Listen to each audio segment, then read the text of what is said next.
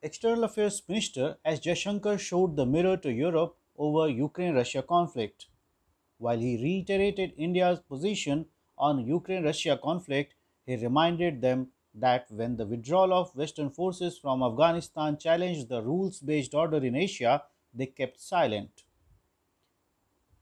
He spoke on other issues with an open mind.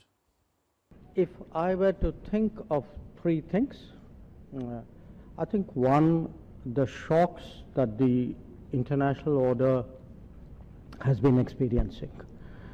Because if you were to look at the last 3 decades, globalization, spread of technology, these were even the rebalancing, the prosperity, the high growth rates in Asia particularly, these were the dominant trends.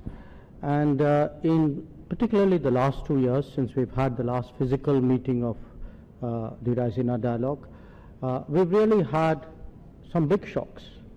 You know, COVID was a shock, Afghanistan was a shock, Ukraine is a shock. In a sense, the sharper friction between big powers, between the West and Russia, between the United States and China, these two have added to it. So I think I won't say it keeps me awake at night, but certainly it's something which anybody doing foreign policy needs to spend a lot of time trying to get the world right. The conflict in Ukraine is concerned, we have a fairly clear position that has been articulated, a position which emphasizes the urgent cessation of fighting, which urges a return to diplomacy and dialogue, which stresses the need to respect sovereignty and territorial integrity of states. But since you raised it as a larger issue, I do think this is an issue of concern not just for India, because the fact is that there are different countries who in a sense evolve a combination of values, interests, history, experience, culture to approach conflicts and specific situations.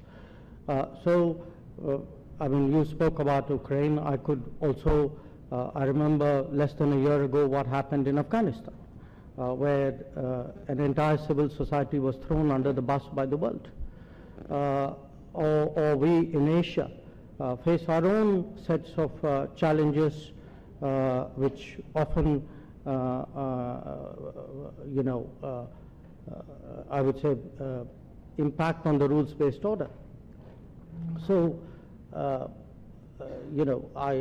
would say quite honestly all of us would like to find the right balance of our beliefs, of our interests, of our experience, and that's really what we're all trying to do.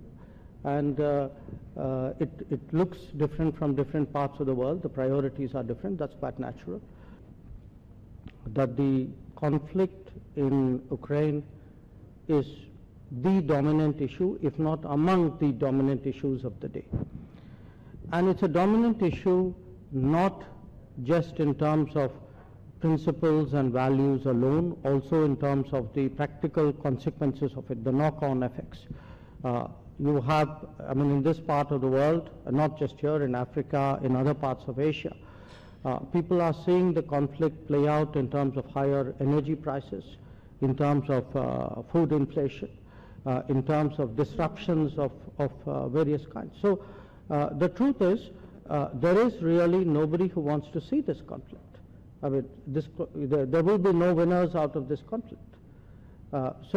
But I also stress, and I say this to you because both of you are my European colleagues, and I understand that at this moment this would probably occupy you to the exclusion of almost everything else. But there is also a world out there, and I'm very glad that you're sitting here in India, because it would remind you that there are equally pressing issues in other parts of the world. I mentioned Afghanistan. I mentioned the challenges which we faced in Asia. And if I were to put those very challenges in terms of principles, I mean, when a rules-based order was under challenge in Asia, the advice we got from Europe is do more trade. At least we're not giving you that advice. And in terms of Afghanistan, I mean, please show me which part of the rules-based order justified what the world did there. So let's I think see this in the right context.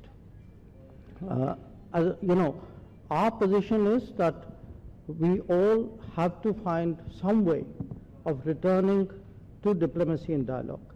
And to do that, the fighting must stop. I think that is really the focus of what we are trying to do. I think as Indian Ocean countries, we need to, in a sense, recognize and reclaim our history. That we were a very vibrant, pluralistic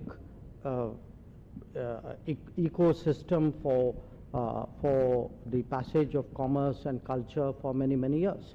Now, this was disrupted during the colonial times.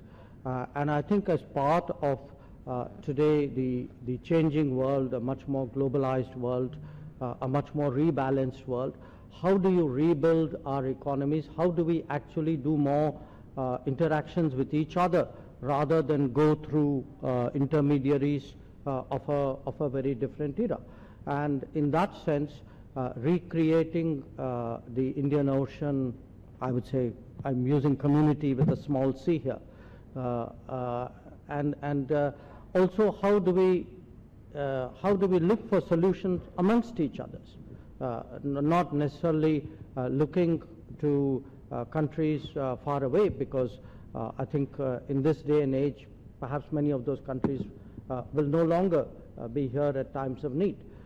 So when you have natural disasters, as we've seen in East Africa and the Western Indian Ocean, it's important that within the Indian Ocean we find solutions and we partner each other. So there are two parts to this issue.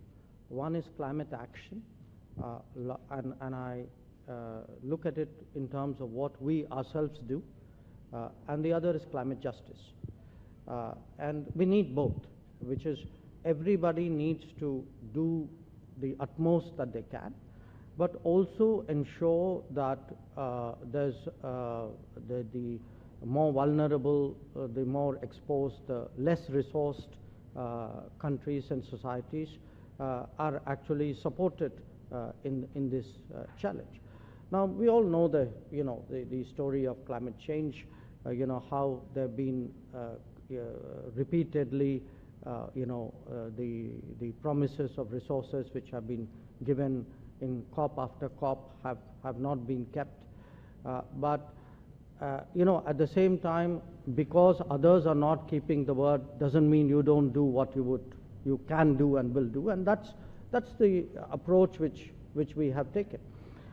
From our point of view, if you look between, I would say, it's now 6 years since Paris happened.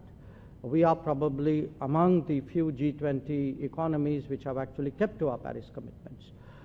I don't think international relations necessarily functions by precedence. People don't need to see something out there and say, aha, that's what I'm going to do. I mean, that's how mostly bureaucracies function. But I think world affairs has a sort of a much more self-driven, self-calculating way of working.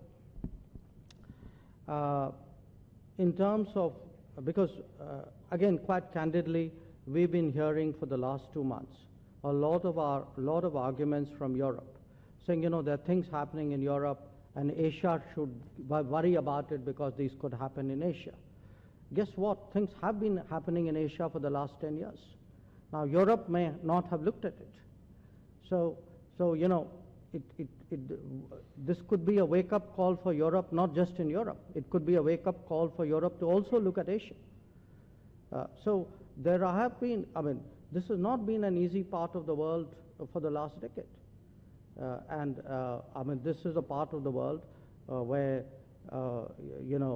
boundaries have not been settled, where terrorism is still practiced, often sponsored by states. This is a part of the world where the rule-based order has been under continuous stress for more than a decade. I think it's important for the rest of the world outside Asia to recognize that today. It's not the problems are going to happen. The problems have been happening.